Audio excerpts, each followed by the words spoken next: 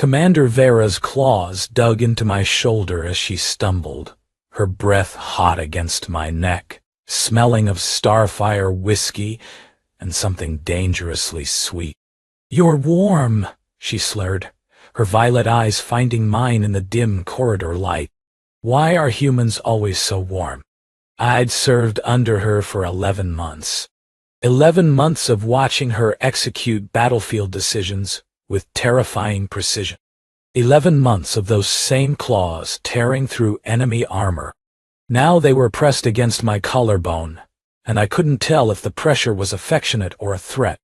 "Let's get you to your quarters, Commander Vera." She stopped walking, forcing me to stop with her.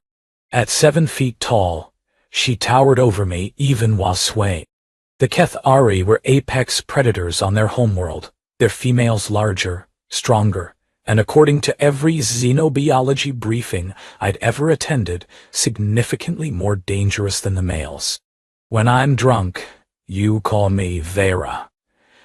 And when you're sober, her mandibles clicked, their version of laughter. Or a warning. After 11 months, I still couldn't tell. When I'm sober, I pretend this never happened. She leaned heavier against me as we walked, her armored scales scraping against my uniform. The Keth'ari didn't need to drink. Their biology filtered toxins almost instantly. The fact that she'd consumed enough starfire to actually feel it meant she'd been trying to get drunk. Deliberately. That thought should have worried me more than it did. "You carried Lieutenant Chen home last month," she said suddenly. "After the victory celebration. He couldn't walk. You didn't have to." Her head tilted, that predator's gaze studying me even through her intoxication.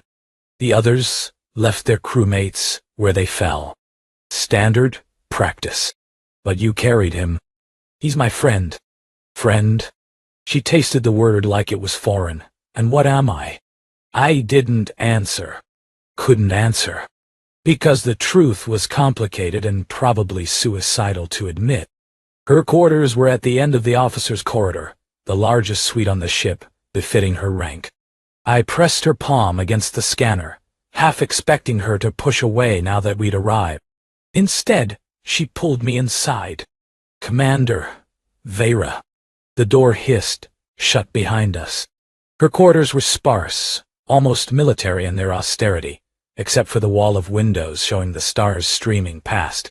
She released my shoulder only to grip my wrist, her claws pricking the skin just enough to draw a bead of blood.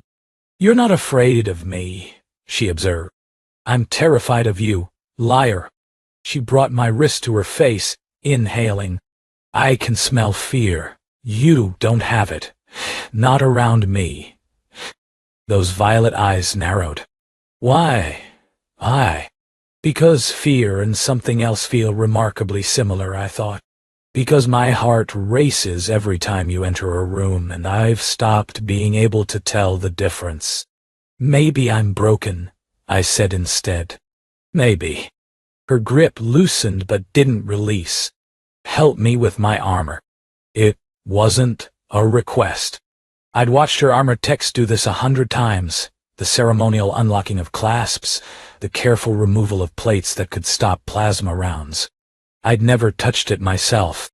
The intimacy of the act wasn't lost on me, and from the way her mandibles twitched, it wasn't lost on her either. My fingers found the first clasp at her throat. Her pulse thrummed beneath the scales, faster than it should have been. "You're not afraid," she repeated, softer now. "But your hands are shaking. Different reason. Tell me. You won't remember in the morning. Tell me anyway." I released another clasp. The chest plate loosened, revealing the softer scales beneath. "Because you're beautiful and terrifying, and I've spent 11 months trying to convince myself that what I feel is just fear." The silence stretched. Her breathing had changed, slower, deeper. "And?" she prompted. "And I'm a terrible liar." Her free hand came up to my face, claws trailing along my jaw with enough pressure to leave marks. "Dangerous admission, human.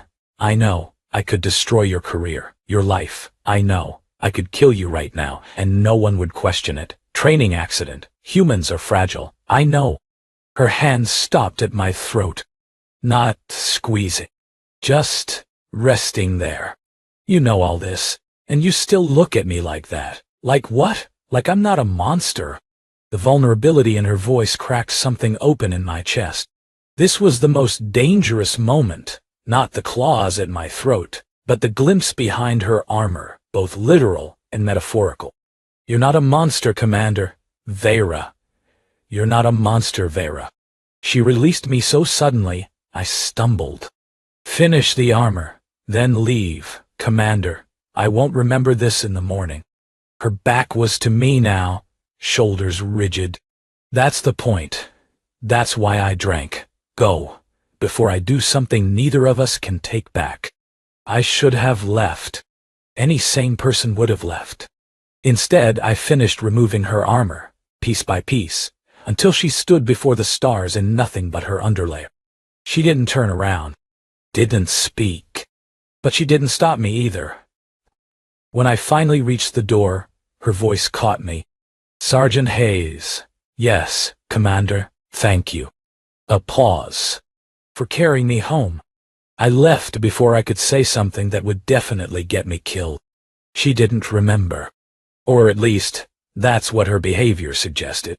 The next morning, Commander Vera stood on the bridge with her usual cold precision, issuing orders without a trace of warmth. Her eyes passed over me like I was part of the furniture. Part of me was relieved. Part of me was devastated. 3 days passed. 3 days of normal duty, normal interactions, normal everything. I started to believe I'd dreamed the whole thing. Then came the reassignment notice. Personal aide to the commander, Lieutenant Chen, read from his tablet, eyebrows climbing toward his hairline. Effective immediately. Jake, what the hell did you do? Nothing. This doesn't happen for nothing. Aide positions are intimate. Kethari commanders choose their aides based on... He stopped, studying my face. Oh no, it's not like that. Your blush says otherwise. I don't blush. You're blushing right now. He grabbed my arm, pulling me into an alcove. Jake, listen to me. I've studied Kethari culture. When a female selects a specific male for close proximity work, it means one of two things. Either she's considering you for her personal guard, which is an honor that usually goes to other Kethari, or she's what? Evaluating you. For Isia Maigi. He winced. Mating compatibility. I stared at him. That's not, she wouldn't, they don't operate like us. They're females select. Males submit to evaluation or face rejection. He said the last word carefully. And Kethari rejection is often fatal. They view it as merciful. You're joking. I wish I was. He released my arm. Be careful. Whatever happened that night you're pretending didn't happen. You've caught her attention. That's either very good or very, very bad. How do I tell which? You don't. Not until it's too late. My new quarters were adjacent to the commander's. A small room connected by a private door that she could unseal at will. The symbolism wasn't subtle. I was being placed within her territory, inside her space, either as protection or as prey. The first week was almost normal.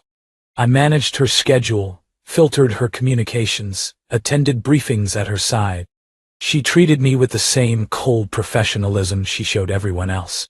But I caught her watching me. Small moments. A glance that lingered too long. A pause when our hands accidentally touched over a datapad. The way her mandibles would twitch when I said her name.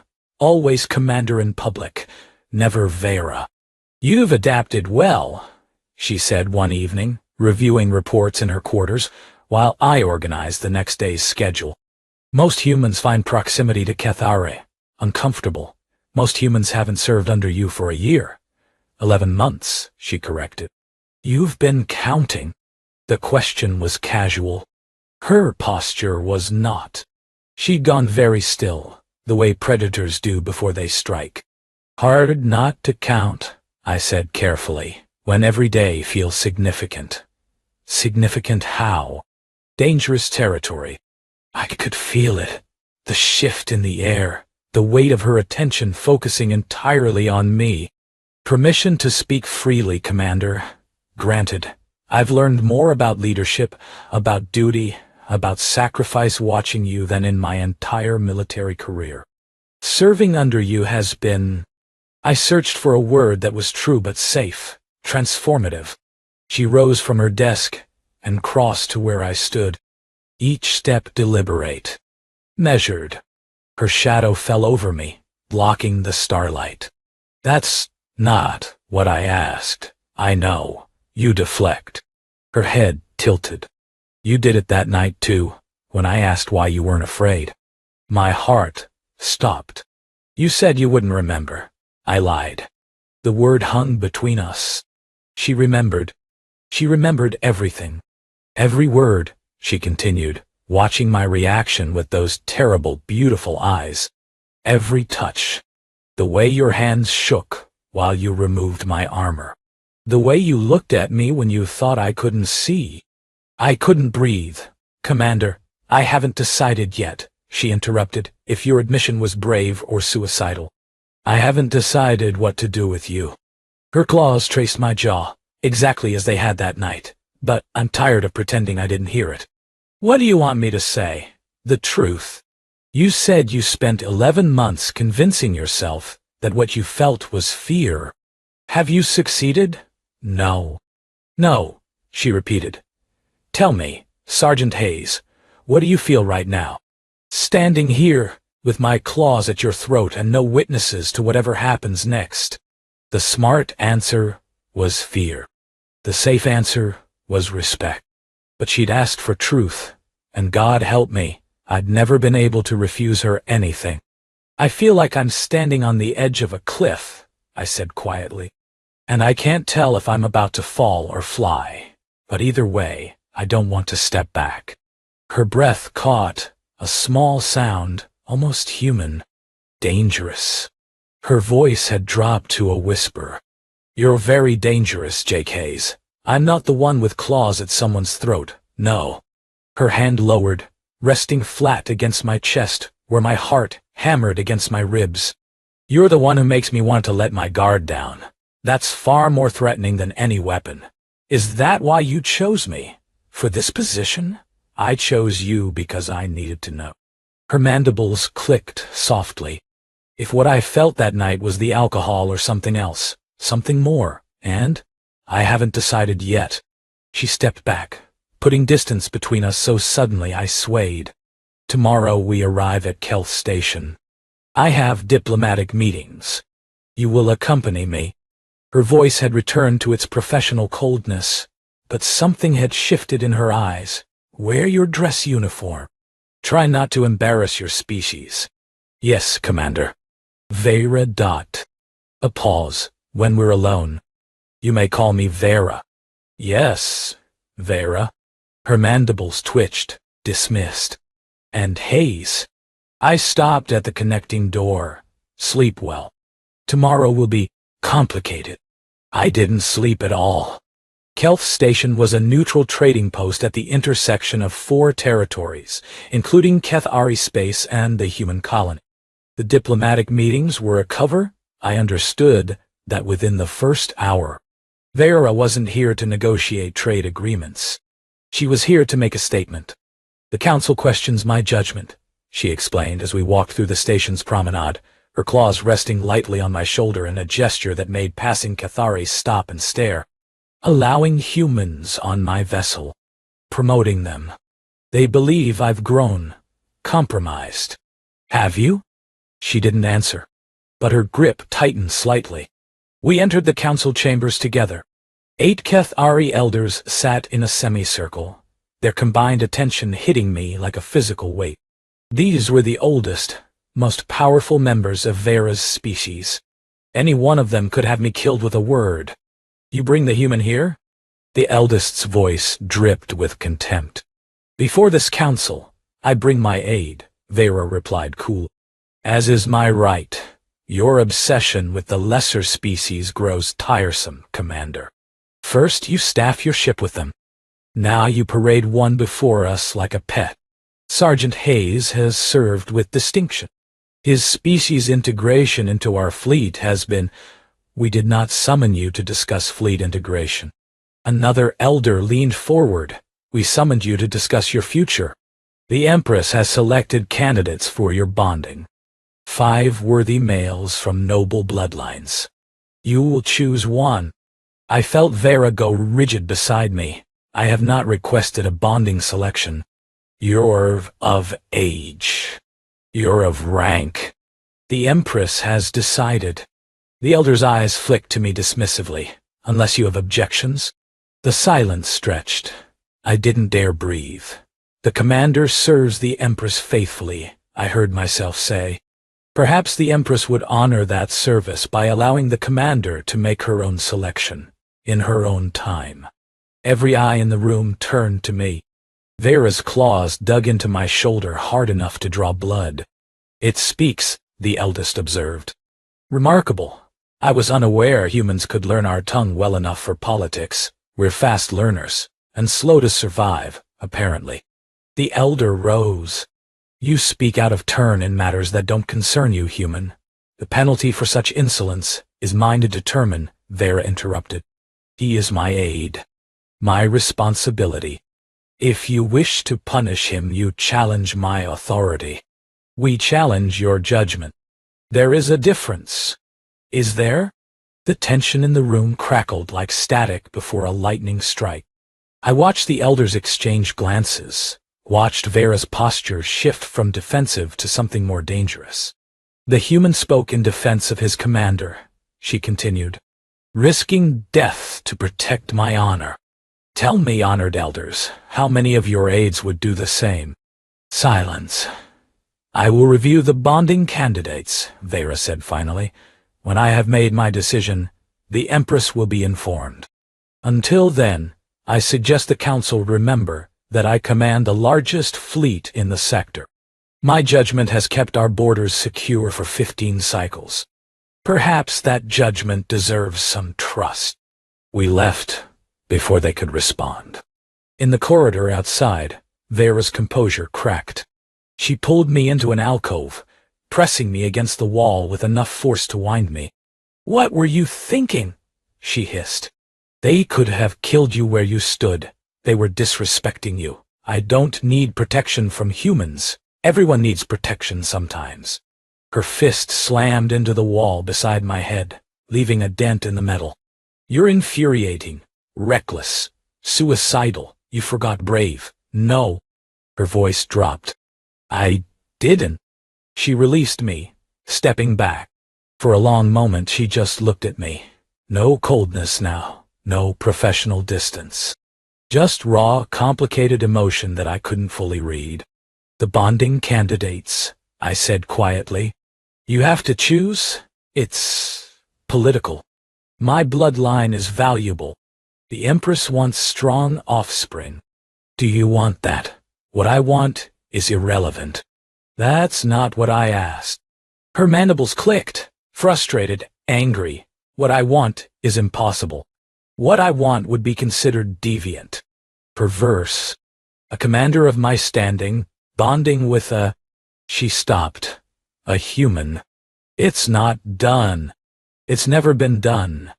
Vera, don't. She held up a claw. Don't say whatever you're about to say. I can't afford to hear it. Not here. Not now. When then? I don't know. She looked away. Maybe never. We returned to the ship in silence, but when we reached her quarters she didn't dismiss me. Stay, she said. Not an order. A request. I don't want to be alone tonight. I stayed. We didn't talk. Didn't touch.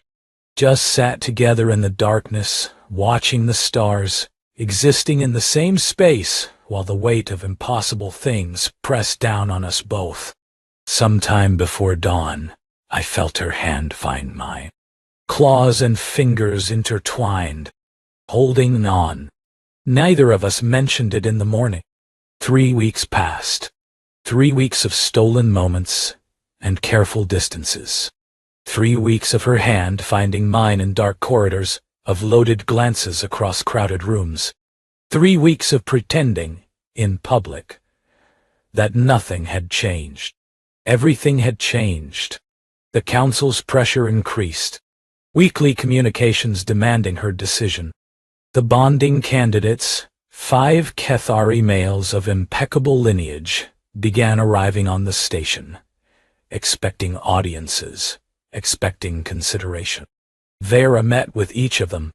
I stood in the corner, invisible, while they presented their qualifications like goods at market. She was cold, professional, politely dismissive. But she watched me the entire time. "You're enjoying this," she observed after the 4th candidate departed. "Watching them fail to impress me. I'm not enjoying anything. My face is neutral. Your eyes are smug. Can't control my eyes." "Clearly." She rose, approaching me slowly. "The 5th candidate arrives tomorrow. He's the Empress's personal choice. I'm expected to accept him. Will you? The political consequences of refusal would be severe, possibly career-ending." "That's not what I asked." She stopped inches away. "You keep doing that. Asking what I actually want, instead of what I'm supposed to do. Someone should. Someone shouldn't." But her hand came up to my face anyway, tracing the scars her claws had left over the past months. Battle marks. Possession marks. "Someone should remember that I'm dangerous." I remember. "Someone should remember that this can't end well." I know. "Then why do you keep looking at me like that?" "Like what?" "Like I'm worth the risk." I caught her hand before she could pull away. "Because you are, Jake. You asked me once what I felt. Standing at the edge of a cliff, not knowing if I'd fall or fly." I pressed her palm flat against my chest, over my heart. "I know now, and I'm already falling. Have been since the moment you first looked at me like I was more than furniture. I'm not asking you to catch me. I'm not asking you for anything. But if you're standing at the same edge, trying to decide," I swallowed.